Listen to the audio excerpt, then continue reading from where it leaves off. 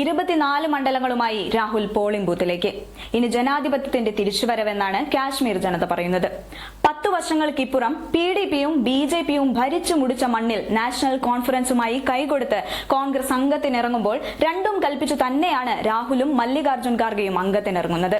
ഇവിടെ പരസ്യ പ്രചരണം കഴിഞ്ഞ് 1ാം ഘട്ടം പോളിംഗ് ബൂത്തിലേക്ക് പോകാനൊരുങ്ങുമ്പോൾ വെടിയൊച്ചകൾ ആ കാശ്മീർ താഴ്വരങ്ങളിൽ നിന്ന് ഉയർന്നു കേൾക്കുന്നു എന്ന് ആ ജനത പറയുമ്പോൾ മോദി വാഗ്ദാനങ്ങൾ ഒന്നും നടപ്പായില്ല എന്ന പരമമായ സത്യമാണ് പുറത്തുവരുന്നത്.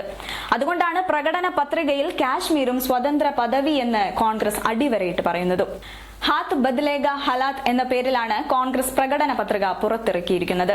കൂടാതെ BJP വലിച്ചെറിഞ്ഞ 2 വിഭാഗത്തെ ഒപ്പം ചേർക്കാൻ കോൺഗ്രസ് മറന്നിട്ടില്ല. ഒന്ന് രാജ്യത്തിന് അന്നമൂട്ടുന്ന കർഷകർ, മറ്റൊന്ന് സ്ത്രീകൾ. പുരുഷ മേധാവിത്വം കാരണം സ്ത്രീകൾക്ക് ഈ രാജ്യത്ത് ജീവിക്കാൻ പറ്റുന്നില്ല എന്ന് സുപ്രീം കോടതി ജഡ്ജി കഴിഞ്ഞ ദിവസമാണ് പറഞ്ഞത്. അതൊക്കെ മുന്നിൽ നിർത്തിക്കൊണ്ടുള്ള തിളങ്ങുന്ന ഒരു പ്രകടന പത്രികയാണ് രാഹുൽ അടങ്ങുന്ന കോൺഗ്രസ് മുന്നോട്ട് വെച്ചിരിക്കുന്നത്.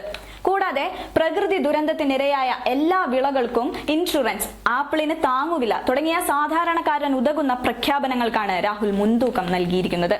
കഴിഞ്ഞ 10 വർഷമായി ജമ്മു കാശ്മീരിന്റെ ഹൃദയത്തിന് മുറിവേറ്റിട്ടുണ്ടെന്നും ഈ മുറിവുകളെ ഉണക്കാനുള്ള സമയമാണിതെന്നും പറഞ്ഞുകൊണ്ടാണ് കോൺഗ്രസ് വക്താവ് പവൻ ഖേര പ്രകടന പത്രിക ജനങ്ങൾക്കായി നൽകിയത്.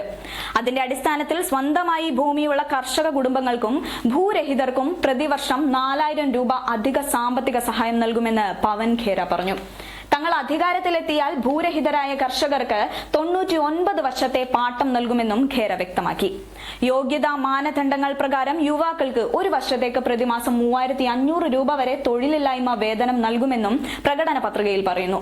കർഷകർക്ക് 100% ജലസേചനം ഉറപ്പാക്കാൻ എല്ലാ ജില്ലകളിലും ജലസേചന പദ്ധതി നടപ്പിലാക്കും. അതിനായി 2500 കോടി രൂപ ഫണ്ട് രൂപീകരിക്കുമെന്നും കോൺഗ്രസ് അറിയിച്ചു.